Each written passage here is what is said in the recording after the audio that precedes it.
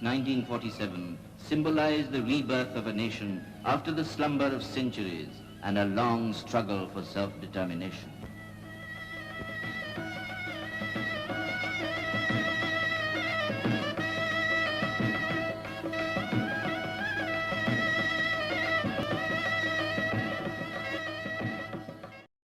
जय हिंद, जय हिंद, जय Hind,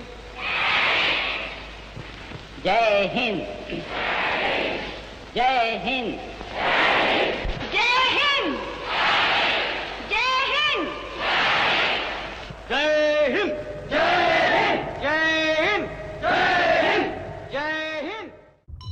The Indian national movement was undoubtedly one of the biggest mass movements modern society has ever seen. It was a movement which galvanized millions of people of all classes and ideologies into political action and brought to its knees a mighty colonial empire. Consequently, along with the British, French, Russian, China, Cuban, and Vietnam revolutions, it's of great relevance to those wishing to alter the existing political and social structure.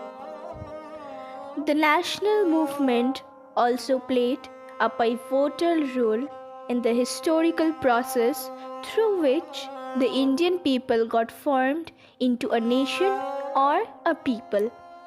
National leaders from Dadabhai Naoroji, Surendranath Banerjee, and Tilak to Gandhiji and Nehru accepted that India was not yet a fully structured nation but a nation in the making, and that one of the major objectives and functions of the movement was to promote the growing unity of the Indian people through a common struggle against colonialism.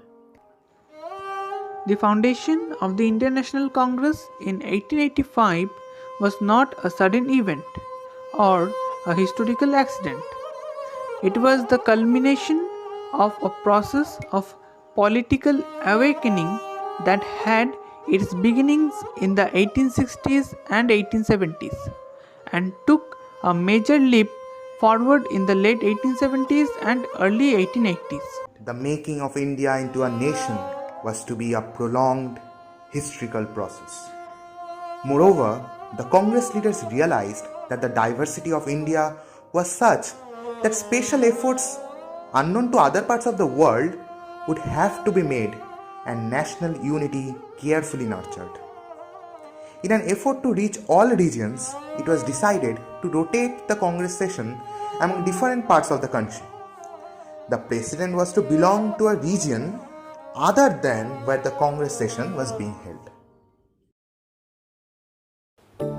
With the start of the Swadeshi movements at the turn of the century, the Indian national movement took a major leap forward. Women, students, and a large section of the urban and rural population of Bengal and other parts of India became actively involved for the politics for the first time. The next half a decade saw the emergence of almost all the major political trends of the Indian national movements. From conservative moderation to political extremism, from terrorism to incipient socialism, from petitioning and public speeches to passive resistance and boycott, all had their origins in the movements. The richness of the movement was not confined to politics alone. Rather, the period saw a major breakthrough in Indian literature, music, science, and industry.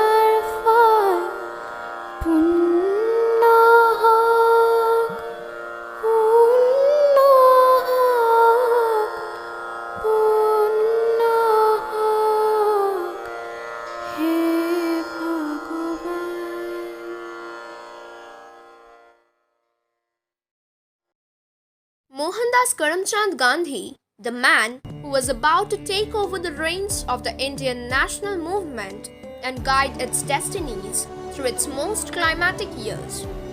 It's necessary to begin his story at least 25 years earlier. In 1893, when as a 24-year-old barrister, he began the struggle of Indians against racial discrimination in South Africa. The Champaran Satyagraha, which is India's first civil disobedient movement, was launched by Mahatma Gandhi in the year 1917. This vital movement in the history of India gave strength to the Indian citizens to raise voice against the injustice being done to them. The non-cooperative movement was one of the biggest mass movements India had ever observed. The reason which made Indians join that movement was the Malice Act of the British government at the Jallianwala Bagh massacre, which had shaken Indian sentiments. This movement gave birth to the slogans of Swaraj, and people of Pan-India boycotted the British establishment's end titles. The outstretch in the crowd increased, which led to Mahatma Gandhi call of the movement. Later, Mohandas Karamchand Gandhi called for a nationwide satyagraha against the Rowlatt Act in March 1919. Known as Dandi March or the Salt Satyagraha, it is one of the vital events in the history of India. Civil disobedience movement is a clear example of Gandhi's way of non-violent protest. The movement took place in the year 1930 was Gandhi urged people to break salt law and marched for 24 days, that is from 12th March to 6th April 1930. The movement went on several phases and instigated the Indians to fight for their rights. This event also remains important because a lot of women in India became a part of it. Thereby, Mahatma Gandhi was successful in uplifting the position of women in the society. The 1942 Quit India movement was led by Mahatma Gandhi with prominent leaders of the All India Congress Committee. As the name suggests, the protest initiated the British to quit India. Mahatma Gandhi raised the slogan of "Do or Die" in this very movement.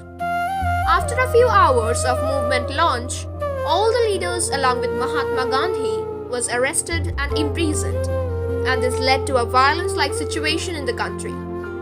Though India was not granted independence immediately in 1947, the freedom struggle came to an end when the British decided to free India.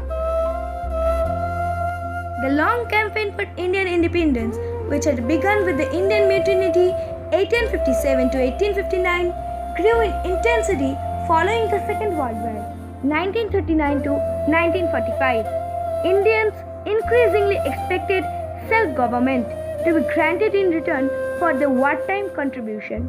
But with this came serious intercommunal violence between Hindus, Sikhs and Muslims. Eventually, the British concluded that partition was the only answer. On 2nd June 1947, the last Viceroy of India, Admiral Lord Louis Mountbatten, announced that Britain had accepted that the country should be divided into a mainly Hindu India and the mainly Muslim East Pakistan and West Pakistan. সভ্য শাসনের চালনায় ভারতবর্ষের সকলের চেয়ে যে দুর্গতি আজ মাথা তুলে উঠেছে সে কেবল অন্ন, বস্ত্র, শিক্ষা এবং আরোগ্যের শোকাবহ অভাব মাত্র নয়, সে হচ্ছে ভারতবাসীর মধ্যে অতি নৃশংস আত্মবিচ্ছেদ। যার কোনো তুলনা দেখতে পাইনি ভারতবর্ষের বাইরে মুসলমান স্বায়ত্তশাসন চালিত দেশে। আমাদের বিপদ এই যে এই দুর্গতির জন্য আমাদের সমাজকেই একমাত্র দায়ী করা হবে।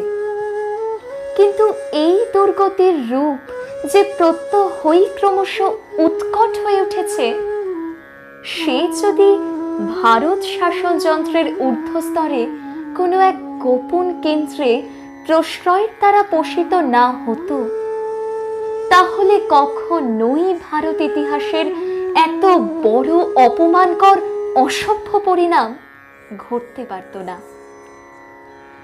ভারতবাসী যে বুদ্ধি সামর্থ্যে কোনো অংশে জাপানের চেয়ে ন্যূন, এই কথা বিশ্বাসযোগ্য নয়। এই দুই প্রাচ্য দেশের সর্বপ্রধান প্রভেদ এই, ইংরেজ শাসনের দ্বারা সর্বতোভাবে অধিকৃত ও অভিভূত ভারত আর জাপান এইরূপ কোনো পাশ্চাত্য জাতির পক্ষছাড় আবরণ থেকে মুক্ত। এই বিদেশীয় সভ্যতা, যদি একে সভ্যতা বলো, আমাদের কি অপহরণ করেছে তা জানি। সে তার পরিবর্তে দণ্ড হাতে স্থাপন করেছে, যাকে নাম দিয়েছে ল অ্যান্ড অর্ডার, বিধি এবং ব্যবস্থা, যা সম্পূর্ণই বাইরের জিনিস, যা দারোয়ানি মাত্র। পাশ্চাত্য জাতির সভ্যতা অভিমানের প্রতি শ্রদ্ধা রক্ষা অসাধ্য হয়েছে। সে তার শক্তির রূপ আমাদের দেখিয়েছে, মুক্তিরূপ দেখাতে পারেনি। আজ আশা করে আছি পরিত্রাণকর্তার জন্মদিন আসছে আমাদের এই দারিদ্র লাঞ্ছিত কুটিরের মধ্যে।